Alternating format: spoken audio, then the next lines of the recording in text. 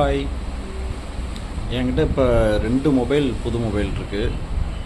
Realme 14 bro plus ஒரு 8256 வேரியண்ட்டும், GT6T Realme அதில் வந்து பார்த்திங்கன்னா அதுலேயும் 8GB 256 வேரியண்ட்டும் இருக்குது.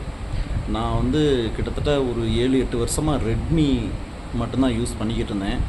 ஏன்னா நான் கேமராவுக்கு தான் வாங்குவேன், அதாவது மீடியம் பட்ஜெட்டில் கேமராவுக்கு தான். அப்படின்னா நீ ஏன்டா அதை வாங்குற அப்படின்னு சொல்லி நீங்கள் கேட்கலாம்.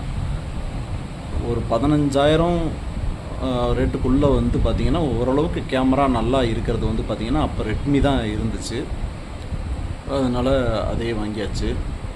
இப்போ வந்து பார்த்திங்கன்னா இந்த போர்ட்ரேட் வீடியோ கொஞ்சம் ரேட்டு கம்மியில் யார் கொடுக்குறா அப்படின்னு சொன்னால் ரியல்மி சைடு, விவோ, ஓப்போ நிறைய கம்பெனி இருக்குது. ஆனால் அதில் வந்து பார்த்திங்கன்னா ரியல்மியில் கொஞ்சம் ரேட்டு கம்மியில் போர்ட்ரேட் வீடியோ கொடுக்குற மாதிரி இருக்குது.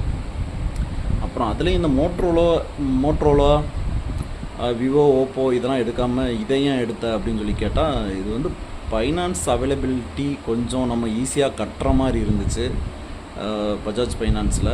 அதனால் வந்து இந்த 2 மொபைலும் எடுக்க வேண்டியதாகிடுச்சு.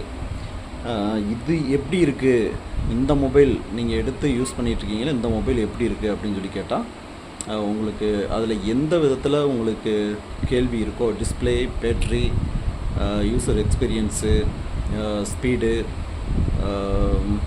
வேறு என்ன கேள்வி இருக்கோ, கேமராவுக்கு தானே எடுத்த, கேமரா எப்படி இருக்குது அப்படின்ற உங்கள் கேள்வி ஏதாவது தேவை இருந்துச்சுன்னா கேளுங்க, நான் பதில் சொல்கிறேன். தேங்க்யூ. மறக்காமல் சப்ஸ்கிரைப் பண்ணுங்கள். தேங்க்யூ.